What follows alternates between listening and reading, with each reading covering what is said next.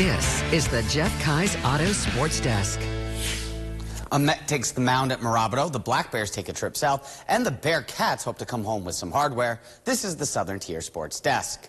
We begin in downtown Binghamton, where New York Mets starting pitcher Tylor Megill made a stop in the Southern Tier. The right-hander returning to where he made 5 starts in 2021, this time as a rehab assignment on his way back up to the bigs. Megill going 2 2/3 of an innings pitched. The righty gave up 1 earned run in that time, giving up 2 hits and striking out 4 batters. Megill said after the outing he was looking to work on some stuff like his off speed, a curve, and a new pitch against lefties, the cutter.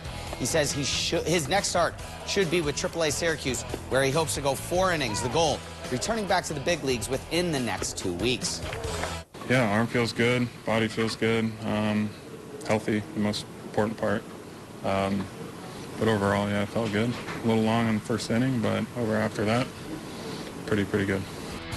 Let's head to the Diamond for the highlights, where it was a packed house at Mirabito for the start. This one a pitcher's duel. Just 5 hits allowed in total between the two teams.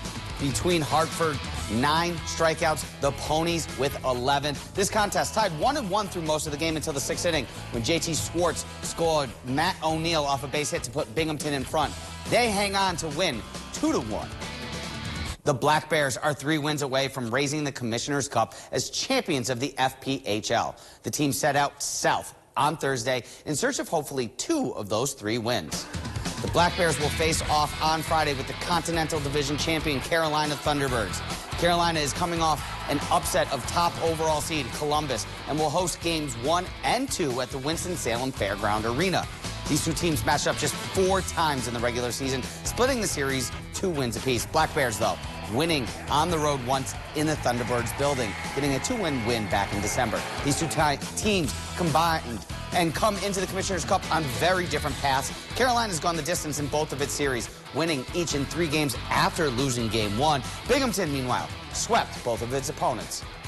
Definitely saves our bodies a whole lot more, and we're not as banged up playing those extra games. And luckily, we've only went to overtime once. I think Carolina has gone to overtime 3 or 4 times, but it does show their resiliency and how they don't quit. So we got to expect everything from them, and once you think you got it and you might have them, you know, pegged in the corner as far as winning the game, you just really can't count them out.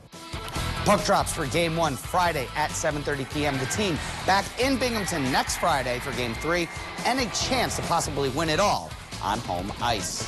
The Black Bears, not the only team from Binghamton hitting the road this weekend in search of some hardware. The Binghamton Bearcats women's lacrosse team travels to the capital city for the America East Conference Tournament. BU first facing off on Friday against UMBC in the semis.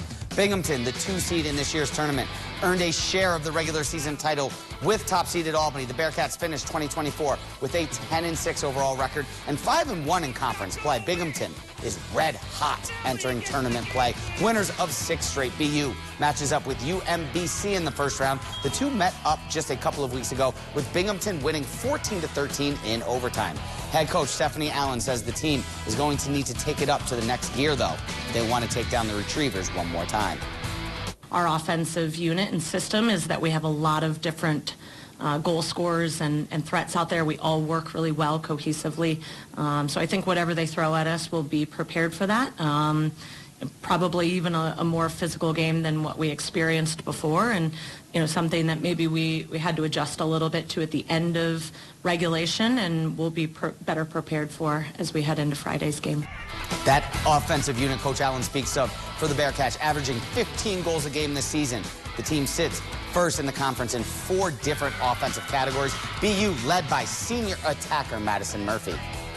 We honestly have probably 9 or 10 people who are capable of stepping on the field and scoring. So as an offensive player, whether you're more of an individual player or working with like 2-mans or 3-mans, is a lot easier because you can turn to any one of the 9 players who are on the field, and they're all a constant threat. One of the other reasons for the Bearcats' success this season, senior goalie Sofia Salgado and her almost 8 saves a game, including 2 crucial ones late in the team's win against UMBC. We've come back from so many big deficits that in stressful moments like that, our team almost thrives. So I feel like I thrive because of it now. So when I had those 2 shots, like I feel like I just always knew, like, they're not going in. Like, we're not losing this game. Like, I got so much confidence in myself because of the way this team has built me up. First draw set for 4 p.m. on Friday. If BU can move on, the finals take place Sunday on the U Albany campus. All right, thank you, Zach, and we'll be right back after a break.